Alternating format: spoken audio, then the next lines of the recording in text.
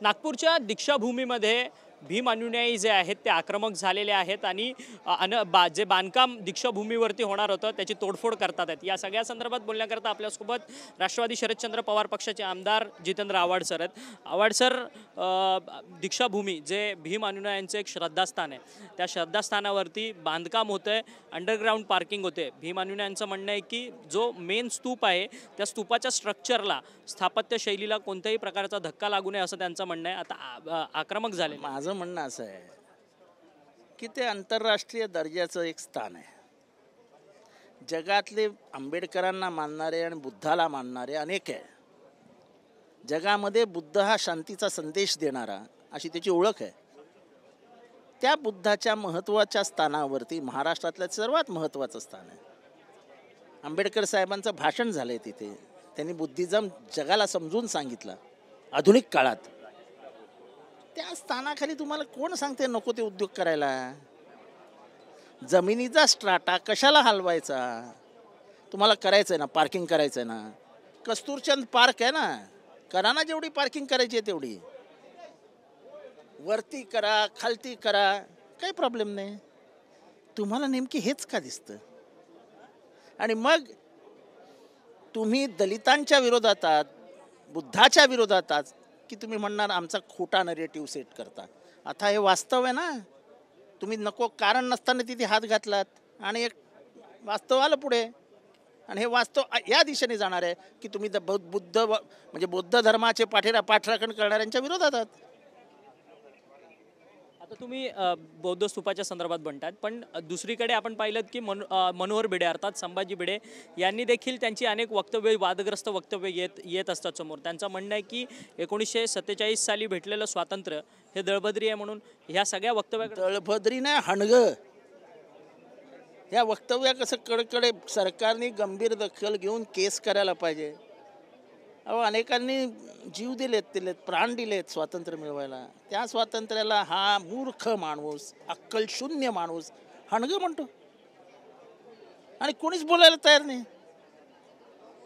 आपण जे इथे बसलो आहोत स्वातंत्र्य भारतामध्ये, त्याच्यात अनेकांचं रक्त गेलंय। ह्याचं काय गेलंय? खोटारडा काही सांगतो, MSc ऑस्ट्रोफिजिक्स आणि IIT आणि काही सांगतात। मला डाऊट आहे, 4थी पास आहे की नाही माणूस? आश्चर्य की ह्यांच्यावरती, या सत्ताधाऱ्यांवरती असा कुठला मोठा प्रभाव असतो की अशा माणसांना ते सोडूनच देतात। मतांचं राजकारण ह्या सगळ्या संदर्भात पाठी आहे की आपल्या राष्ट्रप्रेमापेक्षा मतं महत्त्वाची असतील तर मग जाऊ द्या, मग सोडून द्या। हे स्वातंत्र्य हणगं आहे, दळभद्री आहे। अरे, हे बोलण्याचं स्वातंत्र्य तुला केवळ ह्या स्वातंत्र्यामुळे मिळालंय। जर एकाधिकारशाही असती किंवा वेगळं काही असतं तर ह्याला आत्तापर्यंत उचलून जेलमध्ये टाकून दिला असता। मी दिलेल्या आंब्यामध्ये पोरं होतात, इतका सामान्य, म्हणजे सामान्य बुद्धी पण नाही, काही शब्दच नाही माझ्याकडे।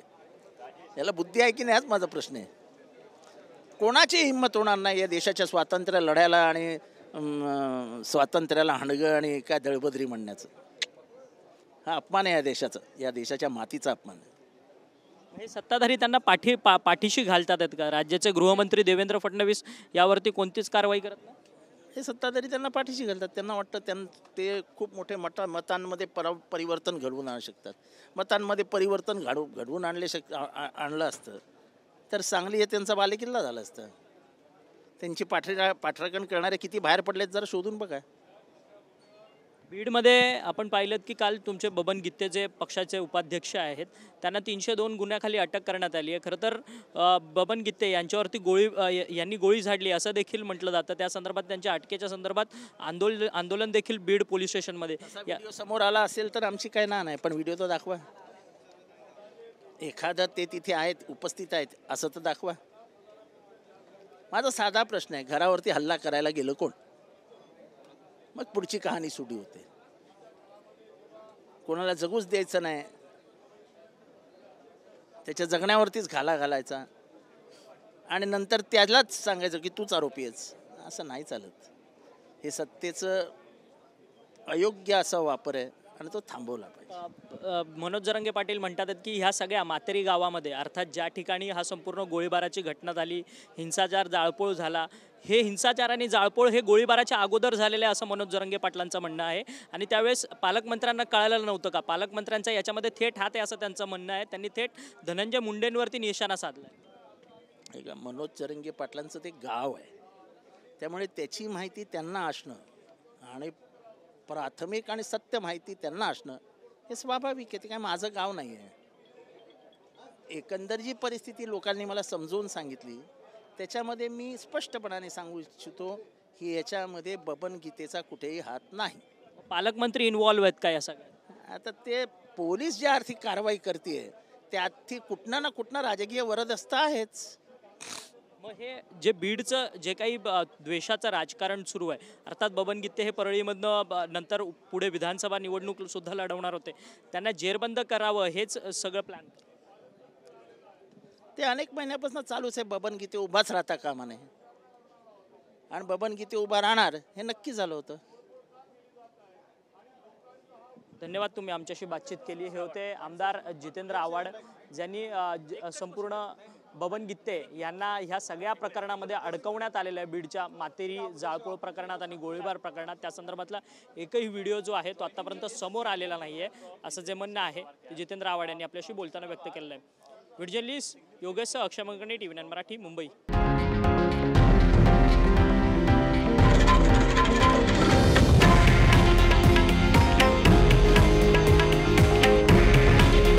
हे आहे देशातील नंबर 1 न्यूज नेटवर्क आणि आपण पाहत आहात TV9 मराठी.